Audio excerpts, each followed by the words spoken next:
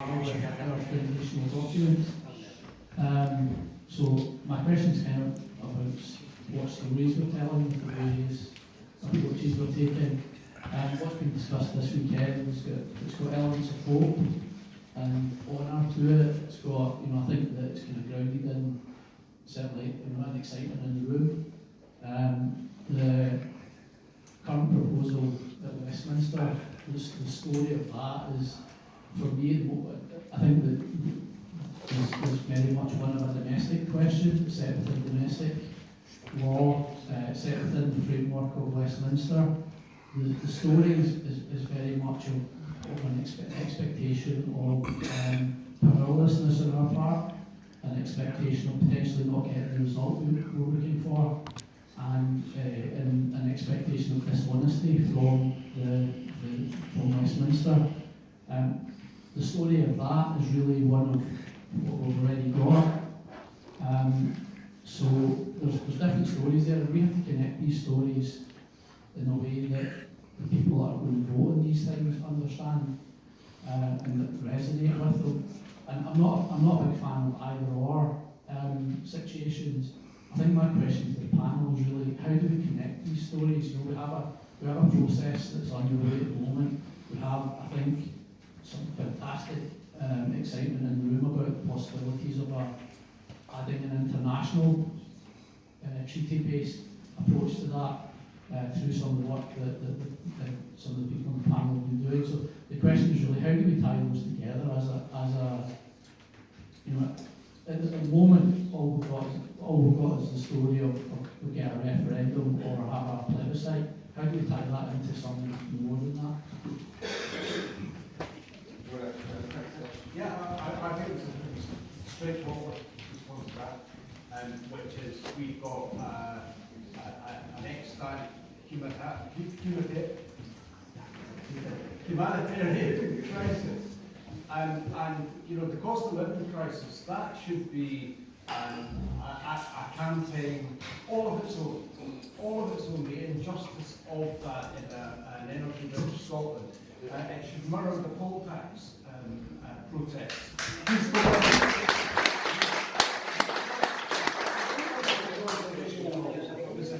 This cannot be acceptable, and so that lays down the marker. That is directly related to how we are governed and how we choose to govern ourselves. And so I think that's the way to connect, because it's not just people who've been living through degradation for the last 10 years who are impacted now. It's everybody is impacted by Tory policy now. And there are more and more people going to be impacted, sadly, as interest rates go up, mortgage rates go up, and people realise that they can't afford to get from one end of the week to the other. And then we're going to go on to the way forward. So, yes, the last question. My question is about the way forward. And sort of question is a suggestion. I'm just thinking about the amount of brain power there is in this room here and on the people who are participating in Zoom. So, for example, going back to the constitutional issue, I'm certainly not an expert, and I would like to seek enlightenment. I would like to hear from experts like Sarah, sorry if you should probably pronounce it. So I would suggest that if we are going to move forward, sorry, it's actually close to my house. If we are going to move forward, why don't we model a way forward by using the sort of citizens' assembly model at conferences like this, have board round table discussions so that all the voices that are on the table, all the voices that are on Zoom are on the table, people get an opportunity to digest the number of constitutions that are out there. I'll call it this one. We have one here, Mark. You talked about the one for the Freedom of Rights. I don't know how many constitutions there are for an independent Scotland. I would like to see them. I would like to digest them. And I'm sure lots of people in here would too. And I'm sure there are lots of intelligent people in here who would like to express opinions about that. And I think the way to do that, to get all the voices on the table, is to do more of a round table session, and spend a lot less time on breaks and more time getting opinions on the table and making some constructive ways forward for a constitution. And that's just a suggestion. moving forward. Okay, and that segues very well into what I want to talk about now, because we want to, most of you have this sheet.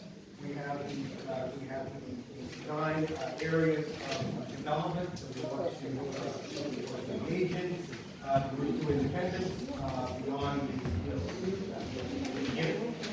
if there is no referendum, if there is some way that this election is blocked, what are the other means, the issue of currency and taxation, language, culture, and identity, land ownership, taxation, and natural resources, media ownership and regulation, defense requirements and policy in Scotland, international law, relations and recognition, strategic infrastructure and trade, and Scotland's constitution. So, these are all. With one check, one last point about the way forward. And I understand one of our panelists had to leave just now. I'm so pleased that both of them decided to join the society officially by choosing their colour scheme.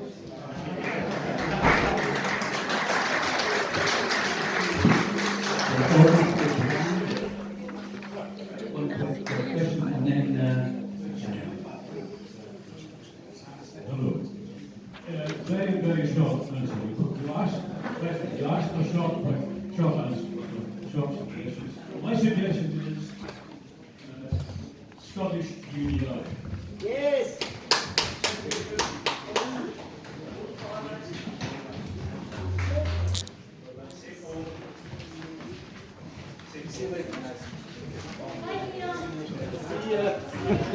Neil, very briefly, please.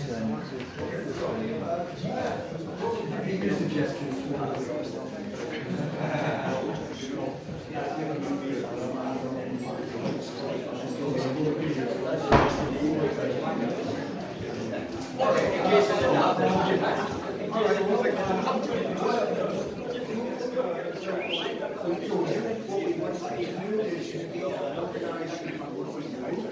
we certainly don't have enough time, enough scope this afternoon to do that. And I can say, we've been working with the next week or so on the SSRG website. We have all of your emails, and we will be able to begin to. We had a big problem, right out, I know we organised them before. Is this thing working? So,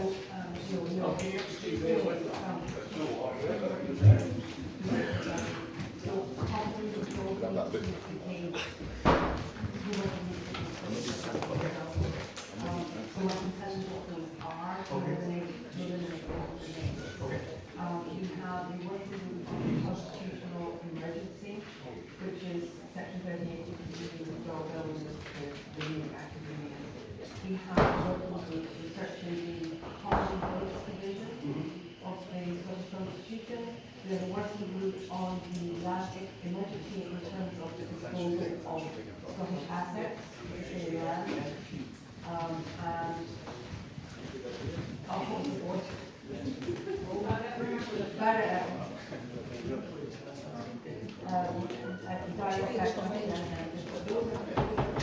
Those are actually going to be covered, and all that research will be shared with the SHRG and feedback in. So this is something that we're going to do.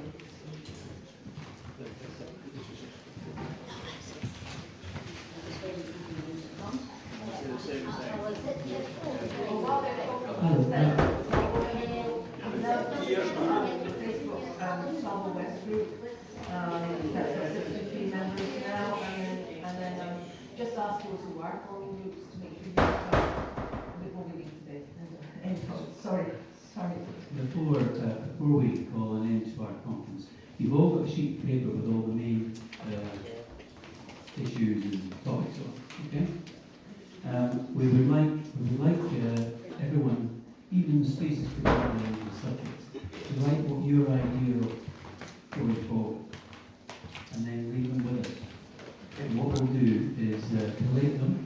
If they'd like to put their name on it. If you'd like to put your name at the top, but then in between, write down what you think should happen, hand them in. We will collect them all and list them at a later date on our website. Okay, that way. Yes, it's so good having your mother around to remind you what to say. Thanks, Mark. Yes, if you can put your name and your email address, that would be great.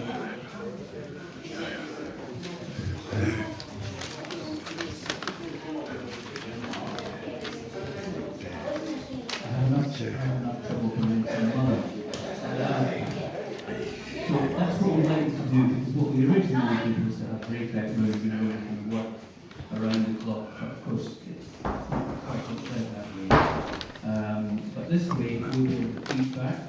We're planning after this to do roadshows around the country, which will cover many of the same subjects, but be more focused in local areas. So this is part of the campaign. You know, we're not all hanging around until 2023 to find out whether or not we get a referendum or not. We are moving, and this is part of it. So I think that would be the best way of moving forward. Do you agree? I do. So notes you can break, and I think the copy's available. I just remember the other group. It's the ID, the Scottish ID working group. Scottish ID working group. So that's where we're going to start doing heavy lifting. Consider that as going to be coming back and forth between And to the people at home, including the anonymous question askers, we've had a few interesting questions. Thank you very much for your support as well, even though you couldn't be here.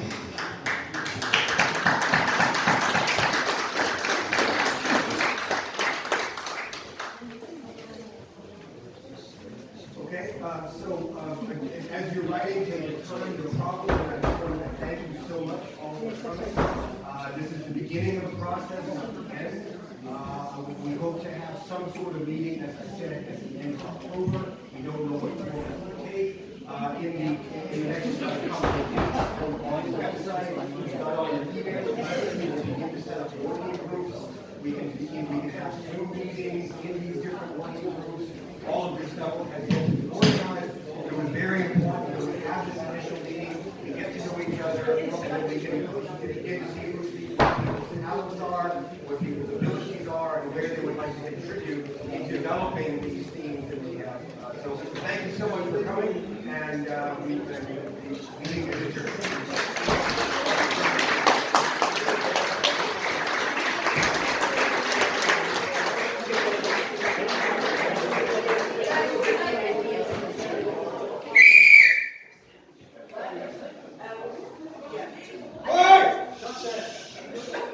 I thought that since we did get agreement on some kind of convention of the estates, constitutional convention, which is something obviously Sabo was really keen on, it might be nice to finish with a quote from the last Scottish Constitutional Convention that took the claim of right just so far, and we're going to take it an awful lot further. Remember what he said? He said, but what if the voice from Westminster says, we say no, and we are the state? Cameron retorted, well, we say yes.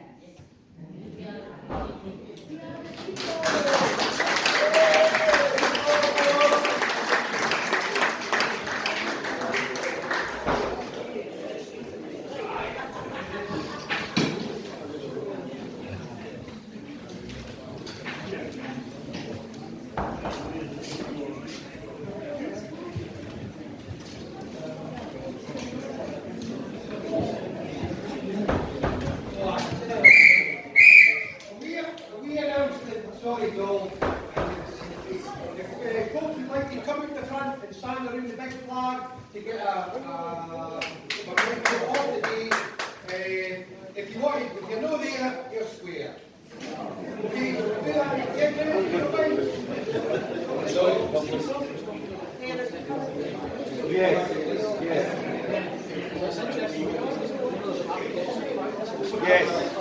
Yes. Yeah, you do it. Yeah. a journalist right now from Poland. I think he's in the West Island. He does really good kind of journalistic work on it because he thinks it's amazing. Because he's just like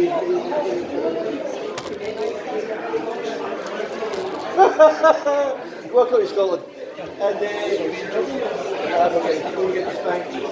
And he's got great work. And he did Los Angeles Press with the journalist there. There's only with the journalistic practice, the artistic practice, and I think there's another one that's applying the biggest concept. But the biggest is dead yet, but it's dying. It's being smothered out of existence. And I'm not to lose to my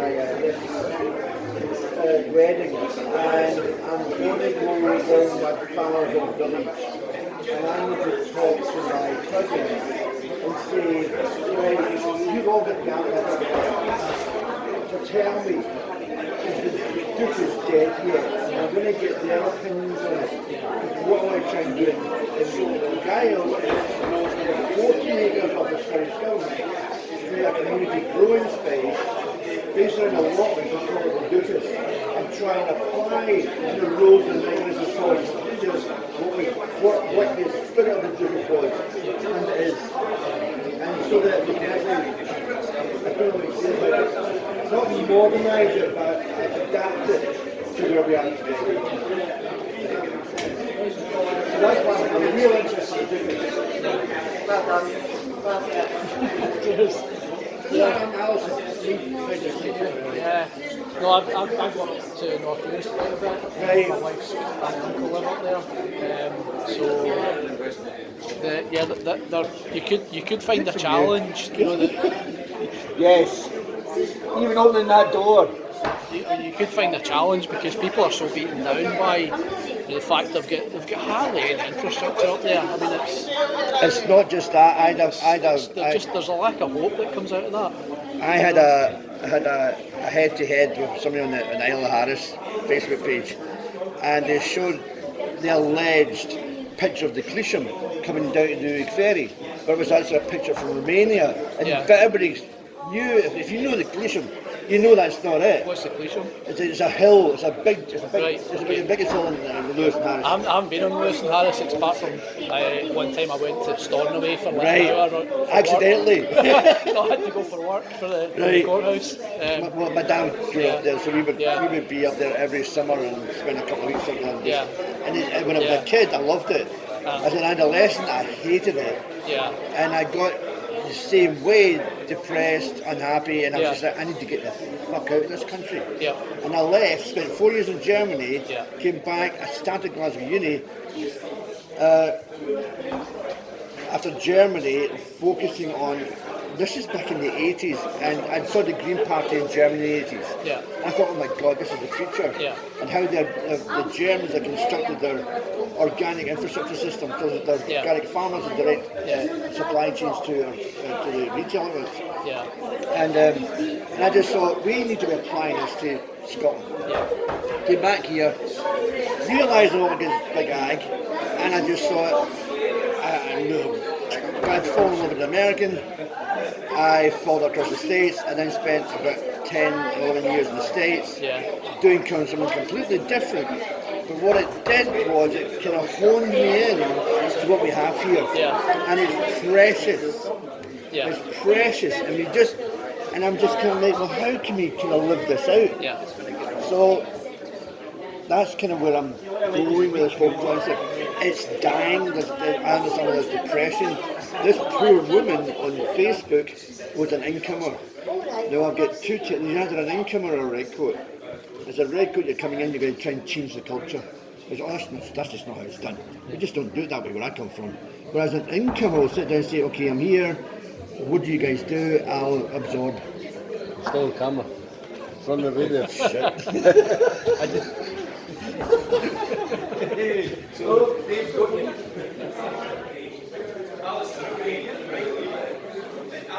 Yes. Oh, yes.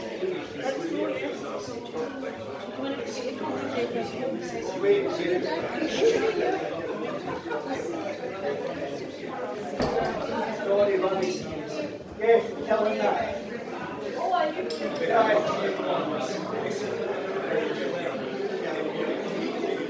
Guys, see you home.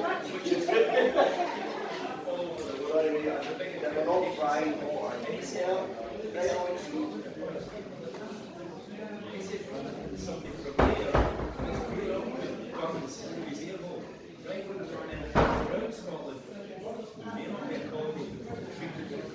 You scratch the surface and I'll guarantee. Yes, follow that. And they've got their position because they're not Scots. If you see the Edinburgh Festival, we get this.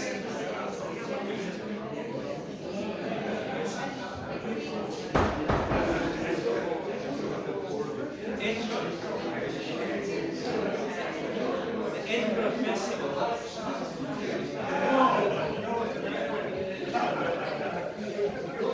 Absolutely. And a bit determination and patriotism. The Edinburgh Festival, in its 75 years, has never had a Scottish director. Without Americans, Irish, everything, mostly English, right? And of course, too soft. That's right. That's right. That's right. That's right. That's right. No.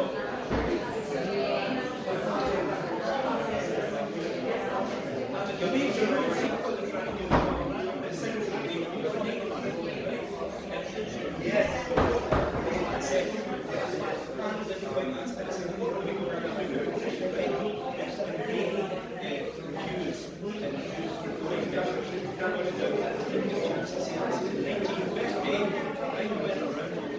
The Stone of Destiny was taken back to Scotland. The English and Scotland were absolutely furious that their stone was taken to Scotland. And the reason it was taken was because they took it. It belonged to them. It belonged to them.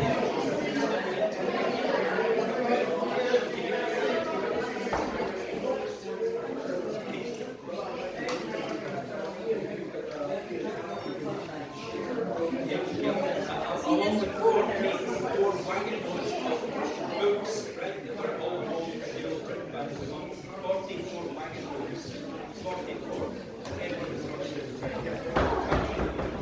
And we have it, but the country gives us when James the story was that all these books come back and two boats founders of the vast talk, right? Now, do you believe that 10 of them were Scotland? Right? They don't hand back anything but the early battles, right? They don't hand back anything. Now, the imagine the outrage would be just about to take well, actually, there's a renewable energy use now. There's a huge underwater BC taken from Hunterston down to North Wales, and there's another one being built from Peterheath all the way down to the north of England. They take it underneath their nose, right? So somebody tunneling under it and steal it. Okay? Yes, yes. Only 1 in 3 jobs in oil and industry Scots, did you know that? 1 in 3. Well, in Holyrood,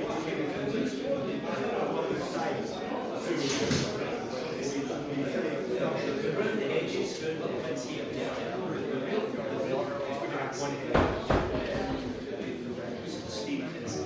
Bye-bye. Bye, nice to see you. Yeah, maybe we'll meet again. We will. Cheapest in Europe.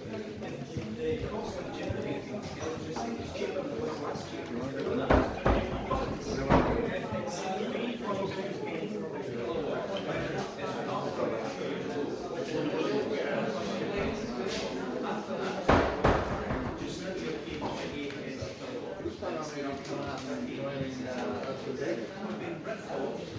Very nice to meet you. So, see you down the road? Smart, yeah. great point to concede on the routes to independence is really one of those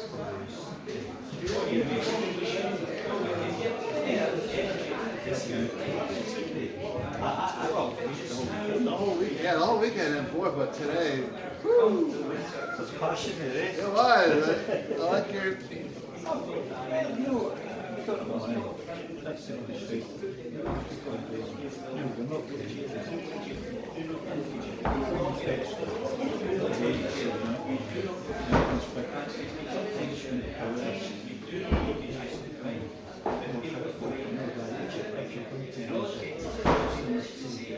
Lose your atmosphere. Right. That's a really good. So yeah, you can tap into things that you don't feel the need to. Power from at least.